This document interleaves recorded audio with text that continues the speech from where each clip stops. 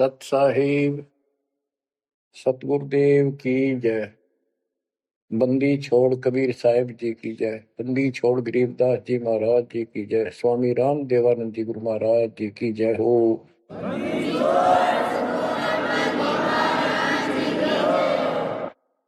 सर्व संतों की जय, सर्व भक्तों की जय, धर्मी पुरुषों की जय। श्री काशी धाम की जय, श्री सुडानी धाम की जय, श्री क्रोथा धाम की जय, श्री बरवाड़ा धाम की जय। सत साहिब परम पिता परमात्मा कबीर जी की सीम कृपा से बच्चों आपको सूक्ष्म वेद का ज्ञान प्राप्त है। आप सूक्ष्म वेद बांच रहे हो, सूक्ष्म वेद सुन रहे हो, पढ़ रहे हो। ऋग यजुः है श्याम अथर्व, चारों वेद चितभंगी रे। सूक्ष्म वेद बांच साहेब का, सोहंसा सतसंगी रे। सूक्ष्म वेद बांच साहेब का, सोहंसा सतसंगी रे। तीन लोक और भवन चतुर्दश, कोई नहीं सत्संगी। बच्चों ये बातें यदि आप पहले सुनते, आपको यह सब प्रमाण, ये संपूर्ण ज्ञान प्राप्त ना होता, तो आपका माथा ठनका हो, आपके मन में सौ दोष दास के प्रति आते कि ये पता नहीं क्या बकवास करता है, क्या किसी को भी ज्ञान नहीं। यही शंका आदरणीय धर्मदास साहिब जी की मन में आई थी संत जी के कि भाई ये चंदा बाबा ऐसी बातें बता रहा है, तो कोई ना कोई हमारे हिंदू धर्म में भी इन बातों को जानने वाला अवश्य मिलेगा, क्योंकि शास्त्र हमारे। उसके बाद वो अपने गुरुजी के पास गए। गुरुजी तो रूपदास जी ने कह दिया, भाई मैं जितनी जानू था बेटा, मैंने तेरे से कुछ नहीं छुपाया। जिस तरह के प्रश्न आप कर रहे हो, इनका उत्तर मेरे पास नहीं है, और जिसने तुझे ये ज्ञान दिया है उसी के पास जा, उसी से समाधान पूछ। लेकिन धर्मदास के सामने यह बात खटक रही थी कि अनपढ़ आदमी, जिंदा बाबा, इसको ज्ञान कैसे हो गया ये? इसने भी तो किसी हमारे हिंदू से सुना होगा, और अवश्य कोई संत, मंडलेश्वर, कोई पीठाधीश इसका जानकार पाओगा। अब सब जगह जितने भी सुप्रसिद्ध या वैसे छोटे मोटे भी संत हिंदू धर्म के उस टाइम प्रवक्ता थे, सत्संग सुनाया करते थे, सबसे मिला और जाते ही 10-20 रुपए रख दे। ये खासकर इन संतों के अंदर जो भेंट ज्यादा दे, दक्षिणा ज्यादा दे, उसको ज्यादा महत्व देते हैं। इस बात की धर्मदास जी को भी खूब पता था कि ये तभी प्रसन्न होकर मुझे कुछ राह बताओगे। जाते 5-10 रुपए दर, क्योंकि उसमें 5-10 रुपए आज के 5 लाख के बराबर थे। वहां तो एक पैसा भारी होता था उस समय। सबसे प्रसन्न कर लिए, किसी के पास इस तरह बात नहीं थी। श्री कृष्ण विष्णु भगवान है, सारी सृष्टि रचना रहे, इनके कोई माता पिता नहीं, ये आपो आप है, स्वर्ग से ऊपर कोई स्थान नहीं। आखिर में हार के, थक के और कति बुरी तरह रोए कि अब के बने।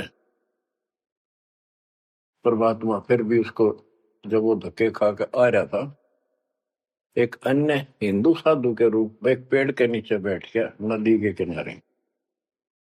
5-7 भगत और बैठे थे उसके पास। जिज्ञासु वैसे ही बाबा भी चलता फिरता था। धर्मदास जी के रास्ता उसके साथ से था, उसने सोचा चल लग गया, आगे चल ऋषि मंडलेश्वरों के पास घूमया और साधु का रूप दाता ने बना रखा था। फिर मालिक की प्रेरणा अपने बच्चे को लेना था सर। उसी समय प्रेरणा हुई कि काफी देर से चल रहा हूँ, विश्राम भी करना है, यही कर लेता हूँ और इसकी तलाशी भी ले लेता हूँ। वहां बैठ गया जाकर और बैठे थे, इतना तो बोलना को नहीं। वो दूसरे उठ कर चले गए। जब एकला रह गया, परमात्मा बोले, धर्मदास खोज लिया तत्व ज्ञान, मुझे बता दे कि मिला होता कितना। आंखें फटी की फटी रह गिर, मालिक उसी समय उसी रूप में आ गए। बच्चों, इस नरक से निकालने के लिए उस मालिक ने अपने एक बच्चे के लिए कितना कुछ करना पड़ा, कितने खाड़े कर दिए। वहां से शुरुआत करनी थी अपने कलयुग की भक्ति की। और वो अच्छी आत्मा थे, भगवान के बच्चे थे, पूर्व जन्म के संस्कारी मालिक के थे। जैसे सम्मन था, सम्मन ने कितनी कुर्बानी दी थी, बेटा काट दिया मालिक के नाम पर। अब उसके लिए खाड़े करे थे परमात्मा ने, कहाँ कहाँ कैसे बंदी बने, कोड़े खाए, उसकी शेल बिस्तर बिछाए। किसी जन्म का ये धर्मदास जी भी ऐसे ही कुर्बान आत्मा था, लेकिन ये ठीक से टिके नहीं क्योंकि ज्ञान संपूर्ण नहीं था। इसलिए मालिक उसके लिए फिर वहां बैठ के जाकर धर्मदास जी परमात्मा के चरणों में गिर के अपनी ढीठता, अपने अविश्वास, अज्ञानता का बहुत पश्चाताप किया। हे मालिक, आप सत्य, आपका ज्ञान सत्य, आपका समाधान सत्य। परमात्मा बोले, ये प्रेरणा मैंने की थी तेरे अंदर। काल का बेटा बहुत लंबा जुगाड़ है, बहुत लंबा षड्यंत्र है। पाया किसी के पास ये ज्ञान। हे महाराज, ज्ञान के वो तो गंध भरा, काम क्रोध सारा सड़ रहे हैं। तो बच्चों, अब आपको दास बताना चाहता है परमात्मा की महिमा और सूक्ष्म वेद वाला ज्ञान संत गरीबदास जी को प्राप्त हुआ परमेश्वर से। उनके सतगुरु और भगवान स्वयं कबीर साहब थे, जिनका गुरु भगवान और ज्ञान एक नंबर का। तो उस पर हमने विश्वास करना चाहिए, लेकिन विश्वास करने के लिए कुछ आधार होता है। हिंदू धर्म के लिए गीता और वेद, 18 पुराण, ये आधार है कि ये अध्यात्म के मूल ग्रंथ है। उन मूल ग्रंथों से आपको परमात्मा की वाणी सिद्ध कर दी। ऋग यजु है साम अथर्व, चारों वेद चित भंगी रे, सूक्ष्म वेद वाचे साहेब का, सोहन सा सतसंगी रे। 3 लोक और भवन चतुर्दश, कोई नहीं सत्संगी। क्यों? क्योंकि उनके पास ये तत्व ज्ञान नहीं। बच्चों, यजुर्वेद अध्याय 40 मंत्र 10 में यही कहा है, कोई तो भगवान को साकार कहता है, रामकृष्ण रूप में, अवतार रूप में आने वाला। अन्य कहते हैं वो कभी साकार होता ही नहीं, वो तो निराकार है।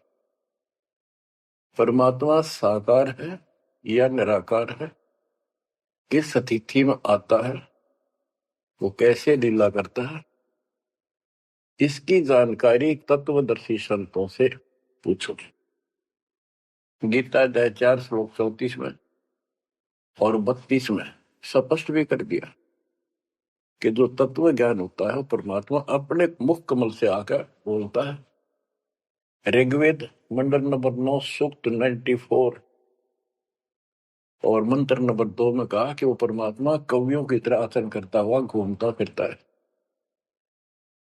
ऋग्वेद मंडल नंबर 9 सूक्त नंबर 95 के मंत्र नंबर 1 में परमात्मा भक्ति की प्रेरणा अपने मुख कमल से वाणी बोल के करता है और भक्ति के मूल मंत्रों का गूढ़ रहस्यों का ज्ञान वही बताता है। गीता अध्याय 4:34 में कहा कि उस तत्व ज्ञान को जो स्वयं मालिक बोलता है कवियों की तरह काव्यान चौपाइयों में श्लोकों में और शब्दों के माध्यम से वो तत्व ज्ञान है, उसको किसी तत्वदर्शी संत से पूछो। बच्चों, ना वेदों में तत्व ज्ञान, गीता वेदों का सारांश है, उसी का छोटा रूप है। तो इनमें ज्ञान नहीं है, वो तत्वदर्शी संत से पूछो। वो तत्वदर्शी संत की पहचान श्रीमद् भगवत गीता अध्याय नंबर 15 श्लोक 1 में बता है कि ऊपर को मूल, ये तो मूल मालिक सारी सृष्टि का रचने वाला समझो संसार रूपी वृक्ष है जिसकी ऊपर को जड़ है और नीचे को 3 गुण रूपी शाखा है। इसके सभी विभागों को जो बता देगा स वेदवित, वो वेद के तात्पर्य को ठीक से जानने वाला है, यानी वो तत्वदर्शी संत है। धर्मदास जी और गरीबदास जी के सतगुरु ने बताया, कबीर अक्सर पुरुष एक पेड़ जो जमीन से बाहर दिखाई देता है उसको पेड़ बोलते हैं, पेड़ा तना। गरीब अक्सर पुरुष एक पेड़ है, निरंजन व की डार और तीनों देवा शाखा है, ये पातुल संसार। फिर स्पष्ट कर दिया कि फिर एक कैसा दे सब सदर सब साध्य सबता माली शीचे मूल को फल फुल अगा। सभी parts of the tree, works के सभी विभाग बता दिए कि तना अक्षर पुरुष है, डार ये क्षर पुरुष है, क्षर पुरुष, और तीनों देव आरद गुण ब्रह्मा सत्पुंग उत्तम गुण शिवजी रूपी शाखाएं और पात रूप संसार।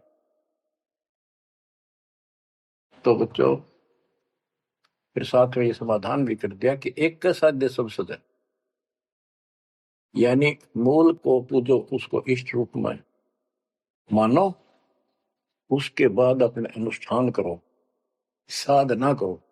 जो आपको प्रथम मंत्र दिया जाता है इसमें प्रथम और लास्ट वाले मंत्र को छोड़कर सारे इन्हीं शाखाओं वाले मंत्र है।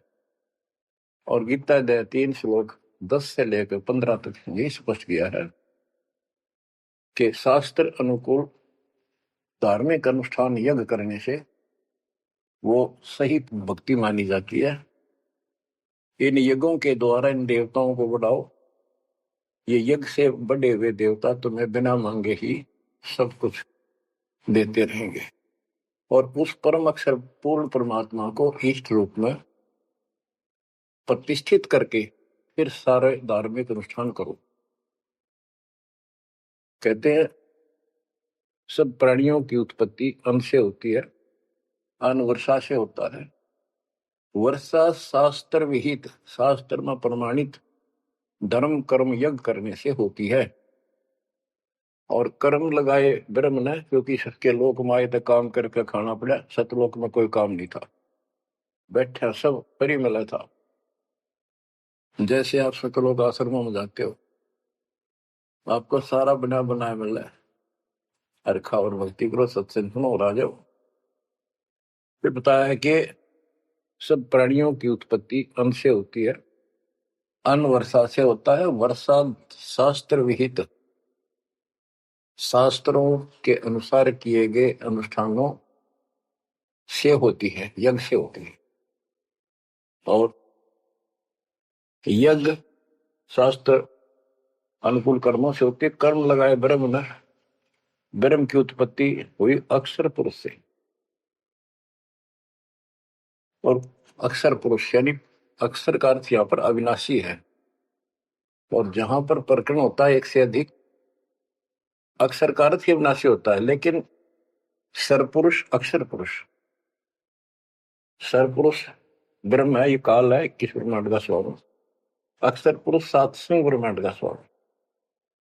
और फिर परम अक्षर ब्रह्म क्यों कहा, परम अक्षर पुरुष, कि वो सब का मालिक वो है। तो इस प्रकार आध्यात्मिक ज्ञान को समझना है और उस परम अक्षर ब्रह्म को योगों में प्रतिष्ठित करके सारे अनुष्ठान करने चाहिए, तब सफलता हो। कबीर साहब ने बताया, कबीर एक के साध्य सब सदे, सब साध्य समझा, माली सींचे मोल को बुलागा। पुण्यात्माओं, इससे सिद्ध हो गया कि किसी के पास भी वेदों से हटकर ज्ञान नहीं था, वेदों में वो ज्ञान है ही नहीं जिसकी हमें जरूरत थी। इसलिए क्या रहा, अब इसके ऊपर चलेगा सत्संग शेष, संत गरीबदास जी की अमर वाणी, अथ कथनी बिना करनी का होगा। इसमें से कुछ वाणी सुनाएगा दास। जैसे आपको बताया गया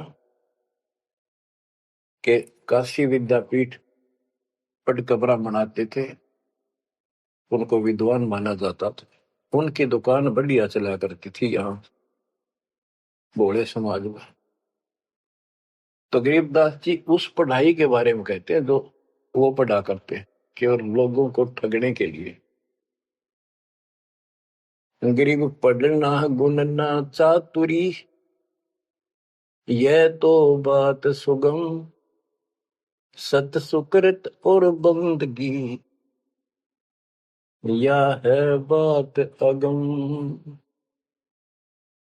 के गीता वेद पुराण पढ़े लिए, चतुरता दिखा दी, बड़े बड़े लेक्चर झाड़ दिए, ये तो बहुत आसान है। लेकिन सत सुकृत, सच्ची भक्ति, सच्चे अच्छे कर्म और भक्ति, सच्ची भक्ति, बंदगी, प्रणाम, बंदगी के अंदर वजह सारा कुछ आ जाता, भक्ति भी आ जाती है, मंत्र भी आ जाते हैं, प्रणाम भी आता। कई बार विशेष तौर पर बंदगी प्रणाम को बोलते हैं, बंदगी प्रार्थना भी कही जाती है। फिर बताते हैं कि सत्य सुकृत अच्छे कर्म और बंदगी, परमात्मा की स्तुति नमस्कार प्रणाम भक्ति सच्चे ढंग से पूरे गुरु से प्राप्त करके तत्व ज्ञान के आधार से करना, यह है बात अगम। ये ऊंची बात है, आगे की है, बहुत सबसे आगे की, सबसे श्रेष्ठ। गरीब पढ़ना गुनना रोग है, उलझे दुनिया माही, 52 अक्षर में बंद रहे, आगे की सुध नाही। संस्कृत भाषा के 52 अक्षर बताए। इसको इसलिए सीधा अर्थ कहते हैं जो संस्कृत से सीमित है, इन ग्रंथों तक सीमित है, इनमें वो ज्ञान है नहीं। ये उलझे दुनिया में इस लक्ष्य 84 के चक्कर में रह गए। गरीब पढ़े गुणे पावे नहीं, अनपढ़ने से न्यार, अंकोचर छंद है कैसे पावे पार। कहते पढ़े गुणे पावे नहीं, अनपढ़ने से न्यार, यानी जो चतुरता दिखाने के लिए पढ़ते हैं वो कभी नहीं परमात्मा प्राप्त कर सकते, ना वो ज्ञान मिले। अनपढ़ने से न्यार, के बिना पढ़े भी बात नहीं बने। अब जैसे आप अक्षर ज्ञान प्राप्त कर रहे हो, आप भले ही अपनी रोजी रोटी के लिए कर रहे हो, लेकिन अब इस पढ़ने से आपको अपने मूल ग्रंथ समझ में आ जाएंगे। ये सूक्ष्म वेद है, इसके अंदर जो गूढ़ रहस्य है वो अन्य वेदों से भी उत्तम और गहरे हैं। इसमें कह दिया पढ़े गुणे पावे नहीं, यह पढ़ाई है वो तो मूर्ख बनाने की। अनपढ़ से ना रहे, जो नहीं पढ़े वो भी दूर रहेंगे। हमारे को अक्षर ज्ञान नहीं था, इसलिए हम इन चतुर लोगों की बातों में फंसे रहे। गरीब वेद कथें चित चूक है, मन में मान मरोड़, कहने मात्र के तो पंडिता, ये होते लेके डोर। कि इन वेदों के पढ़ने मात्र से कुछ भी हासिल नहीं होना, क्योंकि वो ज्ञान है ही नहीं जी। अपने को जरूरत है मोक्ष प्राप्त हो, और वो ज्ञान मालिक प्रत्येक युग में आकर बोलते हैं, पर कदर नहीं बनी।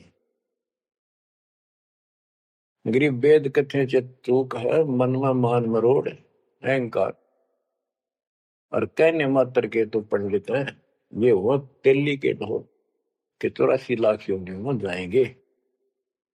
अब जैसे एक बहुत ही अच्छा उदाहरण दिया संत गरीबदास जी ने, बच्चों ये गाना बजाना समय के अनुसार शब्द भी सुनाए जाते हैं, और ये कड़वी गोली भी खिलाई जाएंगी, तब ये रोग कटेगा। सारा ट्रीटमेंट कंप्लीट करना पड़ता है। अब ध्यान से सुना, पुराने समय में तिलों से तेल निकाला जाता था। वो व्यक्ति जो काम ये करते थे उनको तेली बोलते थे। वो एक कोल्लू लगाते थे। वो कोल्लू एक मशीन होती है जिसमें 3-4 गिरारी सी होती, मोटी मोटी भारी भारी, और उसके ऊपर एक ऐसा पात्र लगा होता है जिसमें नीचे सुराख होता है, और उसमें सरसों डाल दी, तिल डाल दिए, तो धीरे धीरे नीचे जाता रहता। कोल्लू चलता है एक लंबा लकड़, कम से कम भी 15-20 फुट लंबा। उस कोल्लू को चलाने के लिए एक लंबा लकड़ फंसा के, और उस लकड़ को पाट बोल उसमें लाट पाट, उसको बैल से चलाया जाता था। और वो बैल उस लकड़ की जितनी लंबाई होती है उसके में ही सर्कल में घूमना होता था उसको। वो सर्कल होता था उसके, एक सर्कल में घूमता था, सेम कति फिक्स्ड होता था उसका डायमीटर। उसी परिधि में वो बैल घूमता रहता था, और उधर से कोल्लू चलने से तेल निकलता। उस कोल्लू को चलाने के लिए एक बैल का प्रयोग किया जाता था। वो उस लकड़ लंबे लठ 15-20 फुट 25 फुट लंबे लठ के एंड पे लास्ट में एक कुंडा डाल कर उसमें रस्सा बांध कर, और उस बैल के दोनों तरफ कंधे से बांध दिए जाते थे रस्से, और उसको चलाया जाता था। तब वो कोल्लू घूमता था, और उसमें डाले हुए सरसों या तिल, उनका तेल निकलकर बाहर आता था। वो तेली कहलाता था, और उसको खींचने वाला तेली का बैल का है। उस बैल के आंखों पर पट्टी बांध दिया करते थे, और एक आदमी उसके पीछे होकर 2-3 बार उसका लठ मारता जोर के, और वो बहुत तेज चलता। तो फिर उसको ये भय हो जाता कि लठ तेरे पीछे पीछे है। वो अपने आप स्पीड में रहता था, और इस तरह वो सारा दिन चलता था। बीच में थोड़ी बहुत देर पानी पिला दिया, चारा खिला दिया, फिर जोड़ दिया जाता।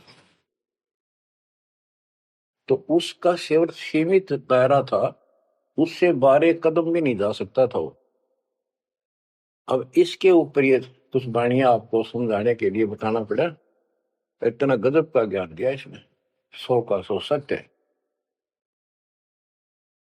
गरीब वेद कथे चित चूक है, मन में मान मरोड़, कहने मात्र के तो पिंडता, ये हो तेली के डो। ये अगले जन्म में तेली के बैल बनेंगे। एक तो उदाहरण ये दिया है कि वो साधना ठीक नहीं करते तो शुद्ध नहीं हो जाएगा। फिर पीछे तू पशुआ की जय गद्दा बैल बनाई, ये 56 भोग कहावन बोरे, कहीं कुरड़ी चरने जाई। इस वाणी का तो ये अर्थ है। अब इसके ऊपर आगे देखो, गरीब आंख बंद है दिखे नहीं, चल मारो मार तेली के तो बैल को घर ही कोस हजार। के आंख बांध दी बैल की और डरता चलो मारो मार, वो सपेटते चलता रहता। उस तेली के बैल को उस सर्कल के अंदर ही सारा दिन एक महीने में 50,000 कोस एक महीने में तय कर देता। यानी एक कोस 3 किलोमीटर, यानी 1.5 लाख किलोमीटर वो एक महीने में पूरे कर देता। उसमें चल चल के इतना सफर तय कर लेता, रहता वही ठेकान, एक कदम उससे बाहर नहीं जाता। बच्चों ये स्पिरिचुअल लेक्चर है या आध्यात्मिक घंटी दे रहा हूं आपकी स्कूल की। इसको ऐसे समझाने से आपके अंतःकरण में योगदान रचेगा। एक क्या होता था पहले, जैसे फसल होती थी गेहूं चने, इनको अलग करने के लिए भूस से एक गाटा जोड़ा जाता था। गाटा, उसके बीच में एक लठ गाड़ के मोटा था, उसका रस्सा बांध के फिर 5 7 10 पशु, जिसमें भैंस गाय काटड़ा काटड़ी ऐसे शरीर में बांध दिए जाते थे। और बीच में लठ गाड़ दिया, उसके चारों तरफ वो भूस डाल देते थे, चने या गेहूं। क्योंकि दास ने देखा है हम किसान के गर्जनों था, इसलिए 90% बच्चे किसान वालों को पता नहीं, जो शहर में रहते हैं, वो भूसे कैसे निकलता था, जिसकी ये वाणी जिस बारे बोली है। अब तो मशीनों से निकल जाता, कट कट कट कट 6 घंटे में। पहले महीना महीना लगे रहा करते। दास का जन्म ऐसे समय में दिया दाता ने जब वो 5505 निकट आ रहा था। और वो पिछला प्रोसेस सारा पता है जो एक वाणी में बोला गया है। दास को समझने में आसानी रही, आपको समझाने में आसानी होगी। तो उसको हम तो गाटा बोला करते, गाटा जोड़ रखे। वो सारे पशु एक लाइन में चलते रहते, चारों तरफ घूमते, जैसे तेली का बैल घुमा करता। ये उस फसल को काटने के लिए उनके पैरों के नीचे वो फसल कट जाती, छोटा छोटा तूड़ा भूस बन जाता। फिर उससे गेहूं चने अलग कर लेते और भूस अलग हो जाता। उसको गाटा बोला करे। और पलवल साइड इधर फरीदाबाद साइड में उसको धाए बोलते थे। धाए, धाए यानी पशुओं का एक समूह, एक से एक गले का रस्सा बांध दिया जाता था। वो बाहर नहीं जा सकते, अंदर आ नहीं सकते, क्योंकि एक दूसरे को धक्का नहीं दे सकते। वो एक लाइन में चलते थे चारों तरफ सर्कल में। अब इसको इन अज्ञानी गुरुओं के ऊपर सेट किया है दाता संत गरीबदास जी ने इस वाणी को। गरीब दाएं जुड़ी अज्ञान की गह घाटा ठोर, एक पेड़ चाले नहीं काट बड़ी बड़ी खोर।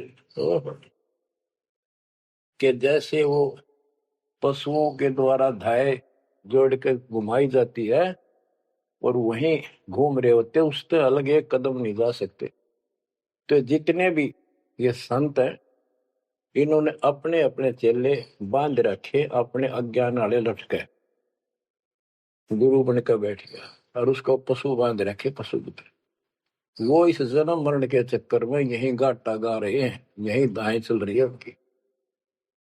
एक पेड़ चाले नहीं और कड है बड़ी बड़ी खोर। खोर मैंने बड़े बड़े कदम रखे, तेजी से चलना, पाथे डंडे लागे होंगे। तो ये सारे जितने भी चेले हैं, उनके जितने गुरु हैं, उनके जितने शिष्य हैं, उनको तो धाए बताई ये गाटा।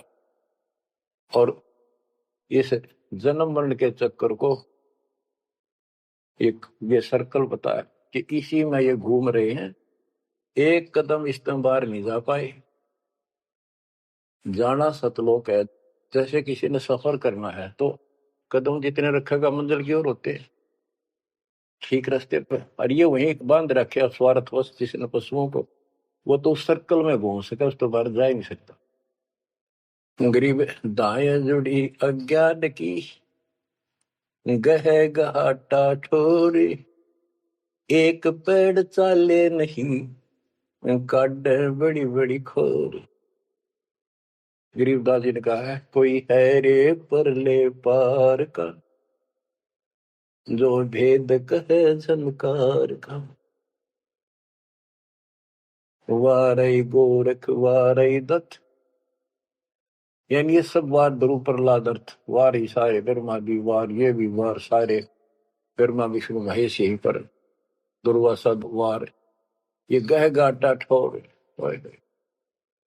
गरीब चार वेद सठ शास्त्र, पढ़े 18 पुराण, सतगुर पूरा मिला नहीं, पंडित हो सी सवान। ओह, कबीर साहब कहते हैं, गुरु बिन काहू न पाया ज्ञाना, जो तो था वो छड़े किसाना। गुरु बिन वेद पढ़े जो प्राणी, समझे अनुसार रहे ज्ञानी। बच्चों, एक तो होती है मान बढ़ाई अहंकार, और एक सच्चाई जो होती है वह मान बढ़ाई नहीं कहलाती। जैसे दास कह रहा है, और जब आपको भी समझ आ गई है, स्पष्ट होगा, आपको पता लग गया है कि गुरु बिन वेद पढ़े जो प्राणी, समझे ना सार रहे अज्ञात। वेद पढ़े पर वेद न जाने, ये वाचे पुराण 18, और पत्थर की पूजा करे। भूल गए सब जनारा, सर आदि निकलवा पत्थर पुजवा। क्या इन्हें वेद पढ़े, क्या इनको गुरु मिला? जय सतगुरु की संगत करते, ये सकल कर्म कट जाए, ये कोई झंझट नहीं करना पड़ता। अमरपुरी पर आसन होते सतलोक में, जहाँ कोई कष्ट नहीं, जहाँ दुख ना चाहे। तो दास ये कहे कि या तो भगवान कबीर साहब मेरे गुरु भगवान और गरीबदास, और चौथा दास, इनके अतिरिक्त वर्तमान में दास के अतिरिक्त विश्व में किसी के पास ना वेद ज्ञान, ना गीता ज्ञान, ना कुरान और बाइबल ज्ञान, किसी को किसी प्रकार का ठीक ज्ञान नहीं। इसको कोई कहे ये मान बढ़ाई करता है, उसकी अपनी समझ है, अपनी सोच है, लेकिन यह 100% सच्चाई है। जैसे 2000 के नोट पर, या 1000 के नोट पर, 500 के नोट पर यह लिखा है कि मैं धारक को 500 रुपए देने का वायदा करता हूं, तो क्या उसने मान बढ़ाई कर रखी है कि ये नोट अपनी बढ़ाई करता है, छाती पे लिखवा रहा है? वो सच्चाई है, वो लिखना भी जरूरी है। तो दास को ये बताना भी आवश्यक है कि दास के अतिरिक्त विश्व में किसी के पास आध्यात्म ज्ञान नहीं है। ना वेद ज्ञान ठीक है, ना गीता ज्ञान ठीक है, ना पुराणों को जानते, ना पुराण वाले कुरान को ठीक से सुनो, न बाइबल वाले बाइबल को ठीक से सुनो। अंग्रेज 4 वेद 60 शास्त्र, पढ़े 18 पुराण, सतगुरु पूरा मिला नहीं, पंडित हो शीशवान। अंग्रेज 4 वेद 60 शास्त्र, पढ़े 18 बोध, कसम बांझ के होते है, पर बेटा नाही गोद। एक अजब गजब उदाहरण दिया है कि इन 4 वेद और 18 पुराणों को पढ़ने से तो ऐसी दशा है, ये दिखे पंडित गुरु शिष्य दोनों हैं, गुरु भी हैं, उनके शिष्यों की कमी नहीं, लेकिन बांध स्त्री का संतान नहीं होती, उसका पति भी होता है। इसी प्रकार इनके गुरु भी है, ये शिष्य भी है, इनमें भक्ति रूपी लाल बनेगा नहीं। बच्चों, एक एक बात कहीं नहीं सकता, लाख टके की है, अरब टके की। गरीब भावे 100 करोड़ गीता पढ़ो, 100 करोड़ भागवत, बिना सतनाम व्यर्थ है, बचे काल न मोत। गरीब गर्त अग्नि में डाल कर, पंडित कर है होम। सुरो वासना जात है, क्या करत है होम। गरीब सुमरण सेवा बंद की, सब कोई जानत खूब। बिन सतगुर क्यों पाइए, कबीर से महबूब। ओए होए। के ये पंडित लोग हवन करते हैं, इसका क्या लाभ है कि देवताओं तक इसकी वासना जाती है, स्मेल, गुड स्मेल जाती है, और जिसके वश होकर वो हमें यहाँ राहत देते हैं। तो ये तो हमें सिर्फ हमारी इस भक्ति में एक सहयोगी है, एक आइटम है हवन यज्ञ। हमने पांचों करनी पड़ेंगी तब ज्यादा लाभ होता है। किसी रोग का ट्रीटमेंट पूरा ही करने से बात होती है। गरीब सुमन सेवा बंदगी, सब कोई जानत खूब। अब भक्ति भी करनी चाहिए, सुमन भी करना चाहिए, पर कहते बिन सतगुरु क्यों पाइए। ओए, सतगुरु के बिना कैसे मिलेगा वो कबीर से महबूब। वो भगवान कबीर से प्रिया, तुम प्रिय भगवान हमारे कैसे पाओगे। ये दूसरे संत बनावटी इतने गजब के हो जाएंगे, क्या बात। सिर पर उस्तरा करा लिया, माथे पर 3 तिलक, माला 4-5 डाली, लाल भगवा वस्त्र धारण कर लिए, अनु बैठ जाते हैं कतिया करके। गरीबदास जी कहते हैं, गरीब कोरा कलश कुम्हार का, ऊपर चित्र अनूप। वस्तु नीति समझ है, जैसे जलवन को। ऊपर तो ढूंढा साध का, अंतर रख्या खो। ऊपर तो साधु दिखे गजब का, बनावटी सी जबरदस्त, जैसे कुम्हार का, यानी कोरा कलश कुम्हार से लाए, उसके ऊपर कितनी अच्छी चित्रकारी होती है, उसमें जल है नीचे तट है उस चित्रकारी में। ऊपर का दिखा करनिया जो संत ऐसा है जिसके पास यथार्थ ज्ञान नहीं है, वो तो ऐसा है जैसे कोरा कलश कुम्हार का, ऊपर चित्र अनूप। वस्तु नीतिस्मद है, जिसके लिए लाए तो जल है नहीं मीठा। और जैसे जल बिन कुआं, जैसे कुआं बिना पानी का के काम। गिरी 500 मुद्रा पिंड में, आग बुजुर शरीर। 52 गंडे गंग है, खेवट जहां कभी। कहते ये शरीर, स्थूल शरीर में 5 मुद्रा है, उनमनी खेचरी भूतरी चाचरी आदि। और इससे आगे बदर शरीर है, सूक्ष्म शरीर और है। कहते उससे पार करने के लिए सतगुरु कबीर साहब का सच्चा गुरु मिलेगा जो बात बनेगी। गरीब नाम सार है निर्मला, सार नाम ये निर्मल है। पाक नूर निर्वाण, दास गरीब कबीर को भक्ति दी है दान। बच्चों, ये अमृत वचन है, बहुत गूढ़ और गहरे है, और आपके लिए जैसे गीता उंगलियां पर उठवा दी, वेदों का सार निकाल के आपके समझ रख दिया। छोटे छोटे बच्चे समझ रहे इस बात को, जो 3री-4थी कक्षा में पढ़ रहे, और जो इन काशी विद्यापीठ में पढ़ने वालों के आज तक समझ नहीं आई। तो who is Guru, who is सतगुरु, और हु इज गॉड, ये आप अच्छी तरह समझ चुके हो बच्चों। परमात्मा आपको इतना दर्द कर दे, जैसे सम्मन ने की और सेऊ थे।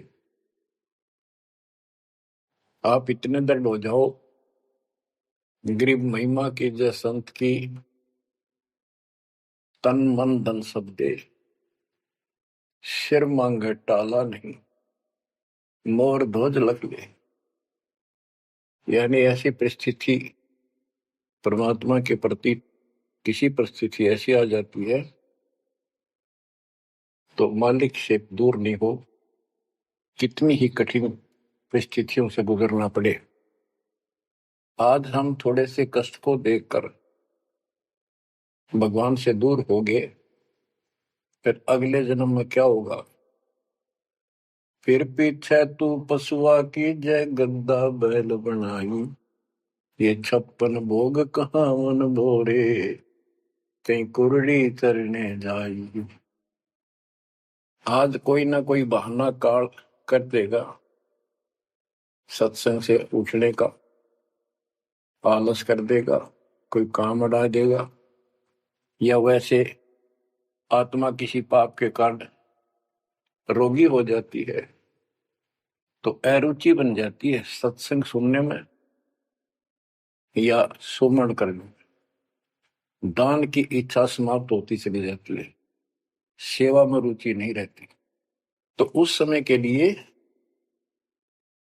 ये याद रखो, आज हम मानव हैं, अपनी मर्जी से कितने आलस कर लें और कितने भगवान से दूर हो जाए, स्वतंत्र है। और कल को गधे बन गए, बैल बन गए, नाक में नाथ गल जाएगी, या 2.5 मन का कमर के ऊपर एक थैला होगा गधे के, तो आलस तो उसमें भी होगा। मन तो यही है। कई कहते हैं मेरे से नहीं होती सेवा, चलो कोई बात नहीं, सेवा तो करनी चाहिए, सेवा से दूर नहीं होना चाहिए। तो मन तो वहां भी दुखी करेगा, गधा बने पास भी सोचेगा कोई कि पटक दूं बोरे ने, घेर दूं, डाल दूं। एक आदि पर गधा ऐसा भी कर देता है, फिर उस पर ज्यादा भार लादा जाता है और लठ भी पड़ते हैं, फिर वो सीधा चलता है। इसलिए इस मन पापी को आत्मा यही समझा छोड़ डाले, दाता से दूर ना हो। इस संसार में सुख नाम की चीज नहीं है। यदि सुख होगा, या जो नकली सुख भी अगर चाहिए तुम्हें यहाँ का, तो इस दाता के चरणों में मिलेगा, रहोगे तो मिलेगा। इससे दूर होकर कुछ दिन जब ये समय आप भक्ति कर चुके हो, सच्ची मर्यादा में रहकर, वो आपकी बैटरी सी चार्ज होगी जैसे इन्वर्टर की हो जाती है, और फिर चार्जर हट गया, वो बैटरी फिर भी काम करती रहेगी और ऐसा लगेगा कि बिल्कुल सब कुछ ठीक ठाक है, कोई फर्क नहीं पड़ा, चार्जर भी हटा दिया। जब तक वो संग रह सकती है, एनर्जी है बैटरी में, वो काम पूरा करेगी। जब वो एनर्जी खत्म हो जाएगी, आगे संग्रह हो नहीं रही, तो एकदम ही वो सब सुविधा बंद हो जाएगी। पंखा भी बंद, बल्ब भी बंद, और भी कार्य कर रहे होंगे, कंप्यूटर भी बंद, फिर बहुत देर हो चुकी होगी। इसलिए इन सब बातों को ध्यान रखो, याद रखो। मुश्किल से दाव लगा 7.5 अरब आबादी में से आप ये थोड़ी सी आत्मा परमात्मा की शरण प्राप्त कर पाए हो। तो बच्चों, परमात्मा आपको मोक्ष दे, अपने चरणों में रखे, आपकी तरफ बढ़े, कुर्बान हो जाओ, सत्संग सुना करो ढंग से। देख परमात्मा ने कहां से कृपा कर रखी है। आँख खोल लो ना, जो फूक निकली, और कोई नहीं पूछेगा, धक्के खाते करो कि कुत्ते को देखेंगे।